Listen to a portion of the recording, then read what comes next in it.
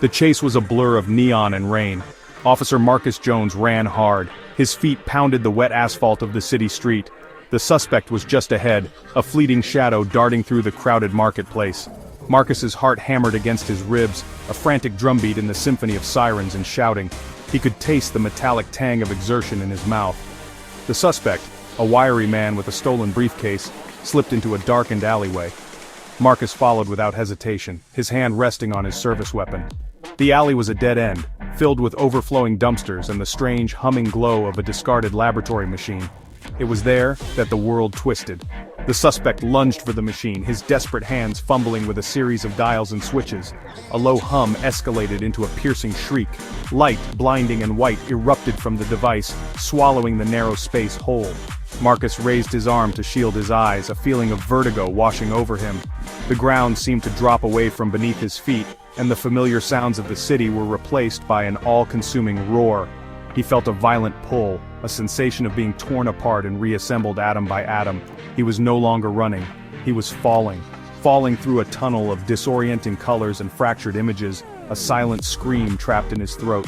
He landed hard on soft, damp earth. The impact knocked the wind from his lungs, and for a moment, he could only gasp for air, his vision swimming. The alley was gone. The neon signs were gone. The city was gone. Instead, he was surrounded by towering trees, their branches heavy with Spanish moss that swayed like ghostly veils in the humid breeze. The air was thick, carrying the scent of mud and decaying leaves, a smell as alien as the landscape itself. He pushed himself up, his modern police uniform feeling strangely out of place, a stark black and blue against the sea of green and brown. A deep, unsettling silence pressed in on him, broken only by the chirping of unseen insects. Confusion warred with the residual adrenaline from the chase.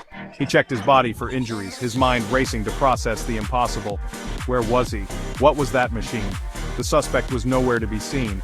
Alone and disarmed of his understanding of the world, Marcus took a tentative step forward. The ground squelched under his boots. He looked down at his hands, then up at the unfamiliar sky, a pale, hazy blue. A chilling realization began to creep into his mind, a cold dread that had nothing to do with the chase or the suspect. He was lost in a way he had never been before, stranded not just in a place, but in a time he did not recognize. He walked for what felt like hours, the dense woods giving way to a dusty, rutted road. The sun beat down relentlessly and his uniform was heavy and suffocating. Soon, he saw the beginnings of a town. It was not a town he knew. The buildings were made of weathered wood, with wide porches and sagging roofs. A horse-drawn wagon rattled past him, the driver, a white man with a wide-brimmed hat, giving him a long, hostile stare. Marcus felt a knot of unease tighten in his stomach. The man's gaze was not one of simple curiosity. It was filled with a chilling sense of ownership and contempt that Marcus had only read about in history books. He continued into the town, every step feeling heavier than the last. The people he saw confirmed his growing fear. The white townspeople dressed in linen and cotton watched him with open suspicion and disdain. The black people he saw were dressed in rags, their shoulders slumped with exhaustion and despair. They averted their eyes when he looked their way, their faces masks of carefully constructed subservience. He saw the chains. He saw the auction block in the center of the town square. The date on a faded newspaper tacked to a post read June 9, 1855. The truth hit him with the force of a physical blow. He was in the antebellum South. He was a black man, alone, in a time when his skin color was a death sentence. His uniform, his confident posture, his very existence were a dangerous anomaly here. He quickly realized he had to change. He had to become someone else to survive. He found a secluded spot near a creek and stripped off his police uniform, hiding it beneath a pile of rocks. He tore his undershirt and scuffed his pants with dirt, trying to erase the 21st century from his appearance. He practiced stooping his shoulders, avoiding eye contact, and making himself small. It was a humiliating and terrifying transformation, a role he was forced to play. Every instinct he had as a police officer, to stand tall, to command respect, to protect, had to be buried deep inside him. The local sheriff, a burly man with a cruel face and a silver star pinned to his vest, soon noticed him. The sheriff approached, his hand resting on the butt of his pistol. "Where you from, boy?" he drawled, his voice dripping with menace. "Who do you belong to?" Marcus's heart pounded. He mumbled a fabricated story about being a freeman from the north looking for work. The sheriff circled him like a predator, his eyes raking over Marcus, searching for any sign of defiance. The danger was palpable, a thick and suffocating presence. Marcus knew that one wrong word, one flicker of the confidence he once wore like a second skin, would lead to a whip, a noose, or worse. Survival meant finding an ally. He found one in the most unlikely of places. Her name was Sarah, a quiet, unassuming woman who worked as a seamstress in the town. But Marcus, with his training in observation and reading people, saw more. He saw the brief, knowing glances she exchanged with the enslaved people who came to her shop. He noticed the extra food she would slip into their parcels, and the subtle way she would ask about their families on other plantations. He recognized the quiet, steady fire of resistance in her eyes. It was a risk, a tremendous one, but he felt a pull toward her, a shared sense of purpose that transcended time. He approached her cautiously, offering to do odd jobs in exchange for a meal. He chopped wood and repaired a broken fence, his movements deliberate and his words few. He watched and listened, slowly earning a sliver of her trust. One evening, as dusk settled over the town, he took a chance. He spoke to her of justice, not in the language of a cop, but in the universal language of right and wrong. He hinted at his knowledge of navigation and tactics, skills that were foreign to this place. Sarah, in turn, revealed her secret. She was a conductor on the Underground Railroad, a vital link in a chain of brave souls helping runaways reach freedom in the North. Marcus's police training, once a symbol of authority in his world, became a tool for subversion in this one. He used his knowledge of tactical planning to help Sarah map out safer escape routes, avoiding the patrols of the slave catchers. He taught her simple diversionary tactics and how to read the landscape for signs of pursuit. He showed her how to create distractions that would pull the sheriff and his men away from the true path of the escaping families. He was no longer Officer Jones, he was a silent strategist, a ghost in the shadows, using the skills of a system he once upheld to dismantle a far more brutal one. The danger was constant. The sheriff grew more suspicious of the recent successful escapes. His angry eyes often fell on Sarah's shop, and by extension, on the quiet freeman who worked for her.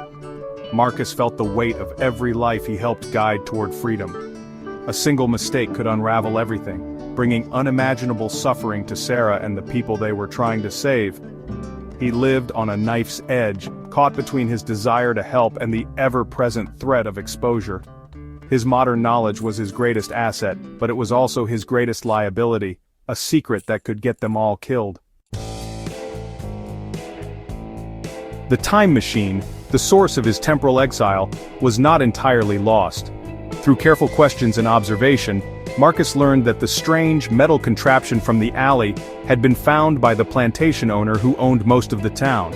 It was now stored in a locked barn on his property, regarded as a bizarre piece of junk from a lightning strike. A plan began to form in Marcus's mind, a desperate and dangerous heist. He could recover the device. He could find a way to activate it. He could go home. The thought of his own time, of a world where he had rights, a family, and a life, was a powerful, almost irresistible pull. He shared his plan with Sarah, explaining the true nature of his arrival. She listened with wide, unbelieving eyes, the concept of time travel almost too fantastic to grasp, but she had seen his strange knowledge and his uncanny abilities. She believed him. Together, they began to plot the recovery of the machine. It would mean infiltrating the most heavily guarded plantation in the county, a place of immense cruelty and suffering. The risks were astronomical, but the reward was his entire life, his entire world, returned to him.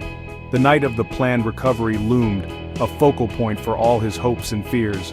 On the eve of their attempt, a family of 4 arrived at Sarah's door, their faces etched with terror. Their escape from a neighboring plantation had gone wrong, and the slave catchers, led by the sheriff himself, were close behind. They needed to leave immediately, taking the most perilous route yet. Marcus looked at the desperate family, at the frightened children clinging to their mother. He looked at Sarah, her face tense but resolute. He then thought of the time machine sitting in the barn, his ticket back to the 21st century, back to a life of relative safety and justice. He was faced with an impossible choice. He stood at a crossroads, not of dusty paths, but of entire timelines. Does he proceed with the plan to recover the machine and return to his own time, leaving Sarah and these people to their fate? Or does he abandon his only chance of going home to guide this family through the treacherous night? The pull of his own life was immense, a deep, aching need for familiarity and freedom. But the immediate, raw need in front of him was just as powerful.